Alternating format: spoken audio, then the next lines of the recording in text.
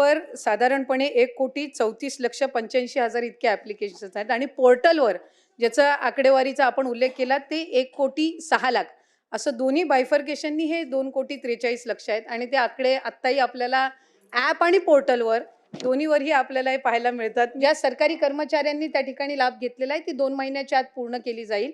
12,000 का 12,500 जे पुरुष लाभार्थी सुद्धा जे दाखवण्यात आलेले आहेत स्क्रुटिनीमध्ये त्या संदर्भामध्ये सुद्धा क्रॉस व्हेरिफिकेशन करून त्याच्यातले किती जेन्युइन बेनिफिशरीज आहेत, किती फेक बेनिफिशरीज आहेत या संदर्भातली हे करून त्या संदर्भातली चौकशी करून त्यांच्यावर कडक कारवाई केली जाईल. ज्यांनी असा चुकीचे फायदे घेतले, पुरुषांची नावं देऊन तुम्ही आता काय म्हणताय केवायसी करतोय, केवायसी त्यांना अप्रूव्ह करण्याच्या आधीच तुम्ही करायला पाहिजे होतं.